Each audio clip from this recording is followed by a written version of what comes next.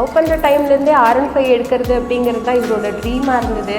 So அது வரைக்கும் ஆக்டிவாக தான், இல்லை வேறு எந்த பைக் சைடே போகவே மாட்டார். ஸோ எடுக்கிறதுனா இதுதான். ஸோ இதுதான் என்னோடய ஃபர்ஸ்ட் கிஃப்டாக எடுக்கணும் அப்படின்னு சொல்லி தான் என்னோடய ஆசையாக இருந்தது. So finally I have done this அப்படின்னு நினைக்கிறேன். மழை பொழிகிற 2ஆம் நாளில் விழும் துளியில் மாசில்லை, இது ஒரு வகை 2ஆம் பிறவி, வாழ்வில் இனிமேல் குறையில்லை.